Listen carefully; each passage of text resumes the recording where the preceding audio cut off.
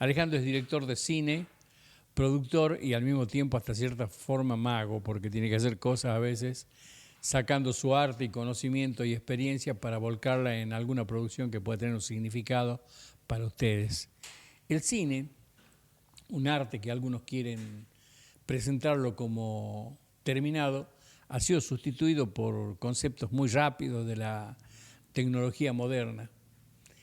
El problema es que no logran transferir los sentimientos, las vivencias que están contenidas en esas grandes películas, que yo he sido siempre un amante del mismo. Acompañé, mientras vivía Ricardo Castro acá en Salta, el cinearte. No estoy yendo ahora porque vivo lejos, pero busco siempre esas películas que se proyectan ahí porque son las que tienen fundamentalmente algo que es muy importante, un mensaje que signifique algo. Alejandro, ¿cómo te vas? Bienvenido.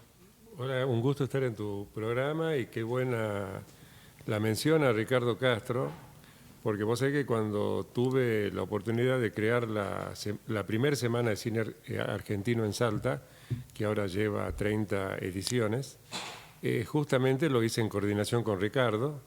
Él tuvo la amabilidad de levantar su programación del cine arte en la Fundación Salta para que yo use toda esa semana la sala para la primera semana de cine argentino en Salta.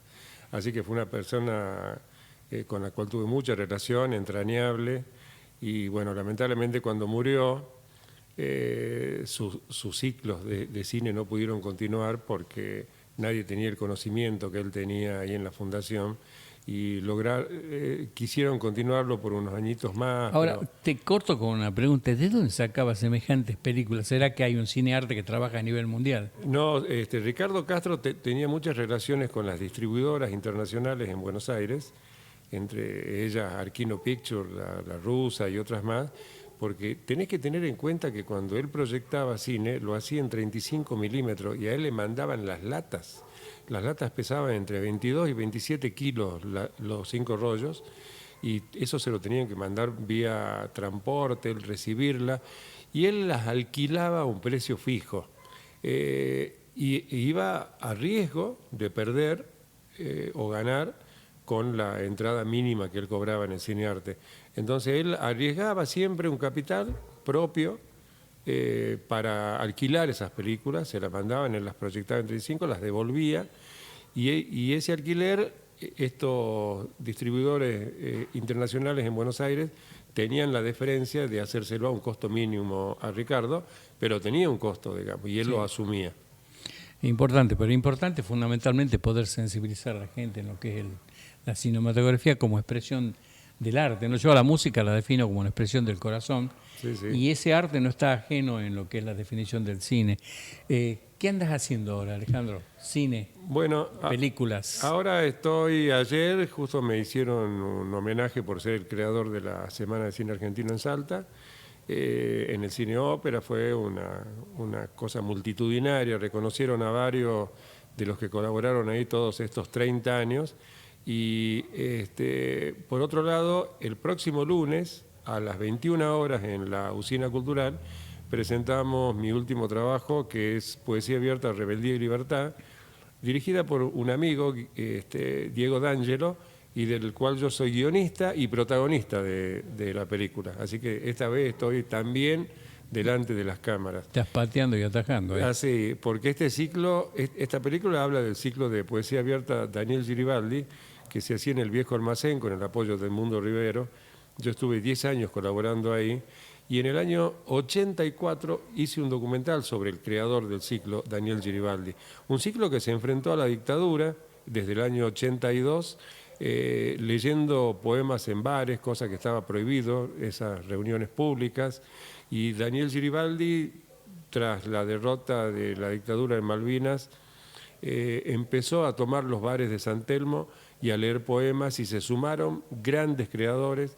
Yo llegaba a estudiar cine, me sumé al ciclo. Daniel Giribaldi lamentablemente murió muy joven, 54 años, y no pudo ver la llegada de la democracia, por lo cual él estaba haciendo este ciclo.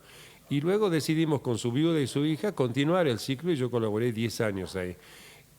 Como yo era muy joven en ese momento, tenía 22, 23 años, Lamentablemente soy el único de los organizadores del ciclo vivo en este momento. Todos los demás murieron porque todos tenían de 50 para arriba cuando yo me sumé con ellos.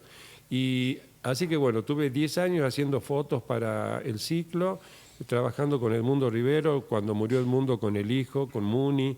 Y por ese ciclo pasó gente como Lupi, como Arana, como Perla Santalla, como Soledad Silveira, como el Negro Dolina. Muchos músicos salteños y poetas salteños, como Ariel Petrocelli y Samara, fueron varias veces. Samba Kipildor nos acompañó en 2 o 3 oportunidades. El poeta José Gallardo, que ya vivía en Buenos Aires, también iba a nuestro ciclo. Así que Poesía Abierta habla un poco de lo que fue ese ciclo, que trascendió al tiempo y ahora lo estamos presentando en todo el país. Se estrenó el año pasado en el Cine Gomón, con una semana y después nos dieron más fechas todavía. De ahí pasamos a Córdoba, Tucumán, Salta, Jujuy. Acá se estrenó en el Cine Ópera. Estuvimos en la Patagonia, en Santiago del Estero, en Mendoza, en Comodoro Rivadavia.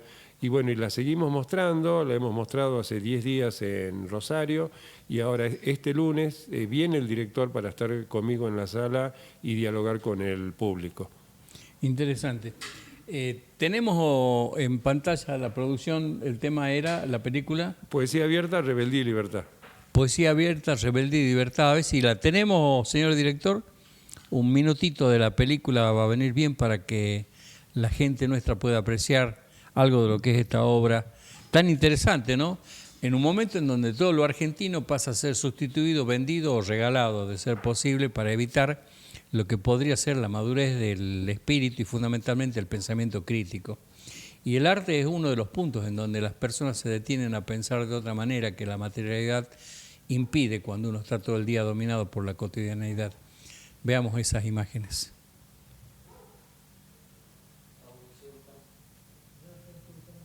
Bien, hasta que encuentren las imágenes, Alejandro, ¿cuánto tiempo hace que estás en el cine como director?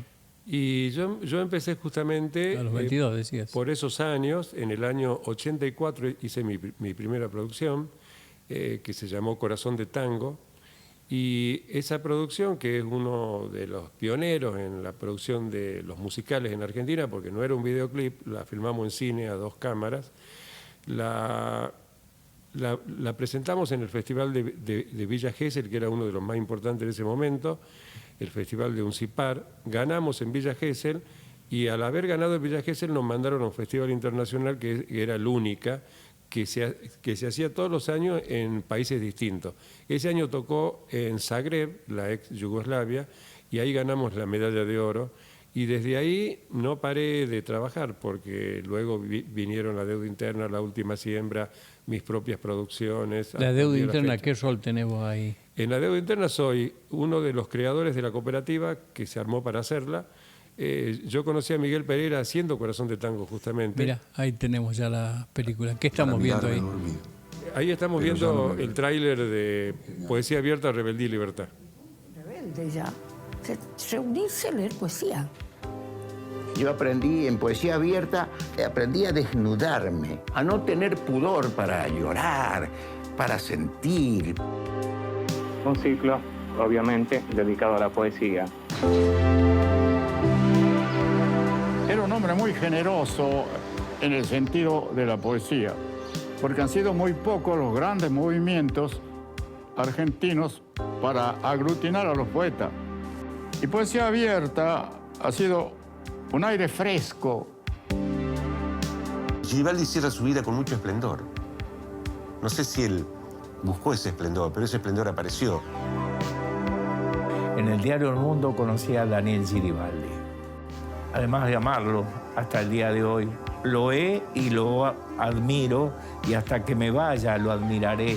Imagínate lo que es reunir a artistas populares, a poetas de todos los ámbitos, académicos, letristas, y Poesía Abierta nos enseñó que rompiendo las aduanas culturales, que como ellos hicieron después de la dictadura, estamos acá, lo nuestro no tiene precio, pero tiene un gran valor.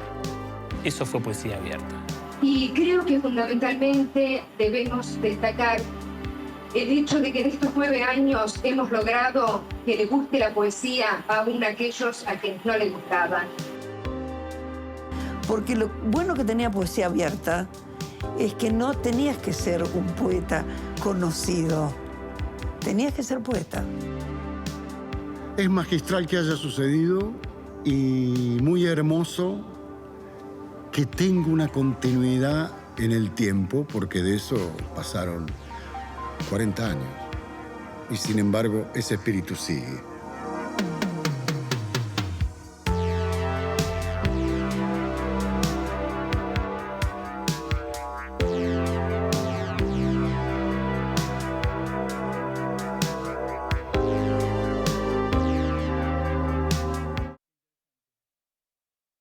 ¿Qué te inspira en esta? El significado, ya que no lo podemos deducir a partir del tráiler solamente. Bueno, Poesía Abierta fue un momento muy importante de mi vida porque mientras estudiaba cine, y yo viví 10 años en Buenos Aires, todos los años en que permanecí en Buenos Aires, fui parte de ese ciclo de Poesía Abierta, y el enriquecimiento cultural que te da vos poder estar con poetas como el Bebe Ponti, como Hamlet Lima Quintana, como bueno, toda la gente que se vio en el tráiler, Marian Faría Gómez, Ariel Prat, que ahora ganó el Gardel de Oro, toda esa gente iba, pero muy jovencita. Teresa Parodi tenía muy pocos años ahí, el poeta Jorge Calvetti, el jujeño, un gran poeta, miembro de la Academia Argentina de Letras, también iba, le gustaba el ciclo y participaba muchas veces, y cuando él no recitaba sus poemas, estaba en las mesas con nosotros. Y luego de los ciclos de Poesía Abierta, se armaba lo que vos armás acá, la gran reunión para comer en San Telmo, a la noche, y nos reuníamos mesas de 20 a 25 personas para seguir hablando de arte, también para disfrutar de una comida que generalmente era guiso de mondongo. Un encanto para mí el guiso de panza, les digo. Tremendo el guiso de panza, bueno, allá le dicen de mondongo, y era ir y reservar eso en los bares de San Telmo, de una San Telmo de hace 40 años que no era tan turística como la de ahora. Yo estuve hace poquito parando ahora en San Telmo, y realmente fue un enriquecimiento cultural que completaba mis estudios cinematográficos, digamos. Interesante, ¿no? La trayectoria en el cine, del 84 al 26. Mira los años que han pasado. Sí, totalmente. Y sigo con un montón de proyectos, así que todavía hay cuerda para rato. Como te decía, bueno, hace una semana hemos estrenado en Madrid el Work in Progress, que es el trabajo en construcción de un corto que ya hemos terminado. ¿Lo has mandado? ¿Lo tenemos acá para verlo? No, porque no tiene todavía imágenes. Eso se hizo un preestreno en Madrid para mostrarlo al público español, porque habla sobre la Guerra Civil Española y se filmó en Salta. Y lo que pasó la semana pasada es que el director Guillermo Diegues viajó para hacer las imágenes en exteriores en Madrid. Ya se hicieron, terminamos esto anteayer, se va a presentar próximamente. Bueno, ahí me has planteado un tema que hay que preguntar, porque si no la gente va a decir, ¿y cómo va? Vos la estás filmando en Salta, las imágenes exteriores las traes de Salta con Diegues, ¿cómo se hace el ensamble ese? Bueno, nosotros ya en el guión uno ya tiene reservado a dónde van a ir imágenes de exteriores, de plazas, de edificios, pero por otro lado, este corto habla de una historia que pasa en el año 75 en Madrid, que es cuando muere Franco. Entonces, Guillermo tuvo que ir y hacer segmentos de los exteriores de Madrid que no denoten la época actual. O sea que pedazos de edificios, cosas, y eso se ensambló acá. Y por otro lado... Bueno, acá estamos con Alejandro Arros hablando de cómo se ensambla una película, ¿no? Sí. Cuestión que no es difícil, pero en este caso se le ensambló a la garganta de una amiga. Sí, es una alergia que tengo de que en los agostos siempre estoy con alergia. Y por otro lado, hablando de ensamblar, estoy terminando el rodaje de un largometraje sobre Jorge Hugo Román, el gran pintor que murió acá en Salta y vivió 40 años acá, en donde tenemos un montón de material de archivo. Vamos a presentar un libro sobre Jorge Hugo Román la segunda semana de septiembre, y con eso vamos a empezar a ensamblar ese documental, en donde tenemos muchísima imagen documental. Interesante. Bueno, ¿cuándo va a ser la semana entonces del cine en Salta, llevada adelante con Alejandro Arros? Llevada adelante, digo yo, porque para el cine en este momento, en donde la gente tiene una dispersión muy grande, producto de una situación compleja que parece que se va a complicar más, y no hay que alejarse de esta complejidad porque los protagonistas y los causantes de la misma somos nosotros, así que tenemos que estar permanentemente atentos, y ahí va a estar él también con la Semana del Cine, dando su punto de vista, y sin duda que todas las personas puestas en el arte tienen una visión también del modelo de sociedad que nos interesa, y dentro de ello los sectores de poder que administran todas las relaciones intersociales en nuestro país dan mucho que desear y dejan mucho que desear por las actitudes de tratar de cortar alas al pensamiento. El arte en sí, volvamos al punto, y esto no es un descubrimiento ni yo lo estoy desarrollando como percepción, sino que lo repito, es un ámbito de generación de iniciativas y de opciones que son más que interesantes. El punto de vista crítico es el enemigo de la persona que quiere plantear una única forma de pensamiento, y el pensamiento único está queriéndose poner de moda y nos quieren automatizar con la inteligencia artificial, y acá aplicamos a muerte la IA, pero la inteligencia artesanal, esa es la nuestra. Buenísimo. Bueno, la Semana de Cine arrancó ayer con entradas agotadas en el Cine Ópera. Continúa hasta el día... ¿Y ha exhibido ahí ya esta película que hemos estado viendo recién? No, ayer se hizo el reconocimiento a mí como creador de la Semana de Cine, a los que participaron en estos 30 años de las distintas Semanas de Cine, y se reestrenó la película Modelo 73 de Rodrigo Moscoso, que fue filmada en el año 2000. Se remasterizó y se estrenó ayer, con entradas agotadas. Y ahora nosotros proyectamos el día lunes Poesía Abierta, Rebeldía y Libertad en forma gratuita en la Usina a las 21 horas. Antes está la película de Norberto Ramírez sobre Cookie Herrán, una gran pensadora y poeta salteña, que se llama Manifiesto Herrán, en donde también participé, y de ahí sigue una galería de películas muy, pero muy interesantes. Vos sabés que se me ocurre, mientras vas desarrollando tu exposición, que sería muy útil que nosotros podamos acceder a los trailers de las películas para poder hacer la publicidad, más allá que vos estás hiper vinculado con el ambiente cinematográfico y artístico, pero bueno, lo nuestro, queremos tener nuestro ladrillito puesto en esa pared del arte, porque estamos siempre a eso, ¿no? El lema nuestro es: si no servimos para servir, ¿para qué servimos? Claro. Y hay muchos que la verdad que se preguntan eso y realmente te dicen, no sé para qué sirvo. Nosotros queremos servir siempre. Y la forma de servir es brindarse a la gente que sabe elaborar cuestiones en una sociedad, como digo yo, atosigada de inconvenientes, y crear brechas, rendijitas por la cual ver la vida de otra manera, es muy útil para poder vitalizarla. Bueno, y en ¿no? lo mismo estamos nosotros, tratando de buscar esas rendijas. Como te decía, ahora con mi documental Los Vilca Condorí, estoy yendo a presentarlo en Ushuaia. Vilca Condorí me suena, ¿dónde? Los Vilca Condorí son los 3 hermanos que participaron de la Guerra de Malvinas. Sí. Uno de ellos, el más joven, Mario Vilca Condorí, murió en el Belgrano. Ahí se salva Juan Bautista. Y Anastasio, el otro hermano, iba en el Bahía Paraíso al rescate. Mi documental lo eligieron los veteranos de la Guerra de Malvinas en Ushuaia, que se hace la vigilia más importante del 2 de abril en las carpas. Durante 3 años se pasó ininterrumpidamente, elegido por los veteranos. Y ahora en octubre, el 5 de octubre, me voy a Ushuaia, me quedo hasta el 15 de octubre, voy a estar en la vigilia por el 12 de octubre, digamos, en la contramarcha el 12 de octubre, y vamos a proyectar Los Vilca Condorí con mi presencia y para poder debatir con todos los veteranos de guerra que están allá y con el público en general en Ushuaia. Aparte, tocando el tema de los combatientes, es una cosa muy cruel la que se les ha hecho, porque se los tiró en la banquina de la vida, ¿no? Totalmente, se los invisibilizó en un momento. Bien llegados nomás. Bien llegados, sí. Y después, ahora, con este gobierno, también se intenta invisibilizar. Y por eso te hago una observación ahí, que Ellos no quieren que les digan excombatientes porque dice que siguen peleando por la causa de Malvinas. Por eso ellos mismos, a sí mismos, se dicen veteranos de la guerra de Malvinas. Sí, los BGM, que yo los tengo. Los BGM. Sí, entonces hay una discusión entre ellos ahí en donde dicen, pero nosotros no somos combatientes. No, la cuestión semántica. Sí. Y aparte yo he tenido acá los dos sectores puestos y sentado en la mesa con algún grado de adversidad, cosa que, de hecho, vos sabés que uno de los factores de dominación de nuestra sociedad pasa por la división. Totalmente. Las personas se paran frente a un espejo y ya tienen dos líneas internas. Totalmente, sí. El absurdo ese, ¿no? Sí. Yo lo digo desde lo más ridículo que es eso, tener uno una diferencia con uno mismo. Es así, tal cual.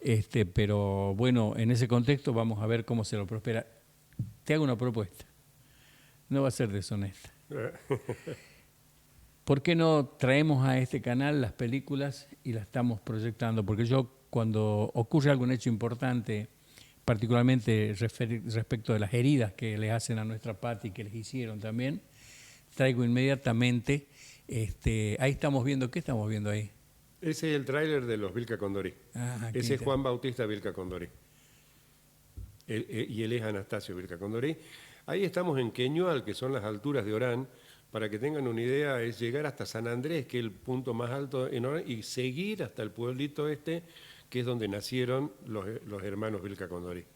Interesante. Bueno, la idea es nosotros tener esos elementos cinematográficos, las películas, tus producciones o las que vos nos aconsejes, para que no se deje ese vacío dentro del espacio de televisión, en donde está siempre alimentado por un montón de películas fantasiosas o que reflejan otras culturas.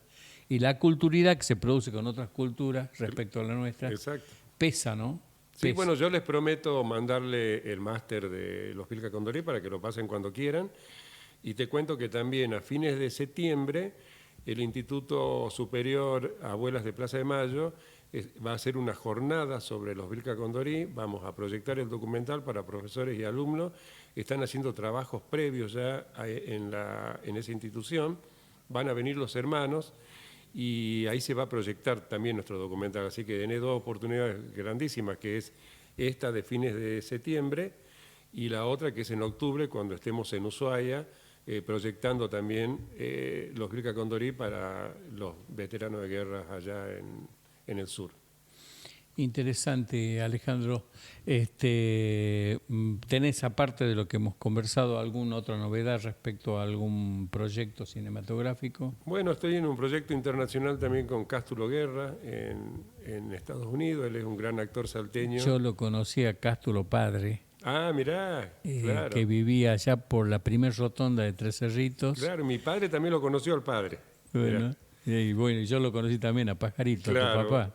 Bueno, con Cástulo somos amigos de hace muchos años y nunca hicimos nada juntos. Yo cantaba con un primo en esa época y Cástulo nos quería hacer grabar una pieza que él había hecho que se llamaba Las Alas de Cueros. Ah, mirá. Y Las Alas de Cueros se refería a los gauchos con guardamontes. Mirá, qué bueno. Después la perdí al trato con él, falleció. Y hace no mucho tiempo estaba en San Carlos y lo encontré a Susana, su hija. Ah, sí. Y para mí, pero bueno, la Susana estaba, parece que la rotonda de la cabeza se le había confundido la izquierda con la derecha porque no me lo ubicaba y yo me acordaba de detalles precisos porque habíamos compartido varios momentos, ¿no? Te cuento que Cástulo Guerra hijo, porque son homónimos con su papá. Sí. Aparte un nombre inconfundible, ¿no? Porque Cástulo no es un nombre como José, ¿no? Sí. Y publicó hace un par de años, unos 3 años más o menos, un libro que se llama Tajadas de Naranja, que son los relatos de su padre también, inspirados en su padre. Y de su padre me mandó el libro de regalo. Y ahora, bueno, estamos en un proyecto que incluye actores de España, argentinos que viven en España, Cástulo en California, y otros en Buenos Aires. Ahora, Cástulo, ¿qué está haciendo? ¿Él está vinculado al cine? Sí, él sigue siempre vinculado al cine, incluso también en narraciones. Por ejemplo, una de las últimas cosas grandísimas que hizo fue el narrador de una serie sobre pueblo originario que produjo Kevin Costner, después de hacer Danza con Lobos. Su hijo también está trabajando mucho, Ian. Y fue la voz en castellano, la voz en inglés de Pedro Páramo, esta gran producción internacional.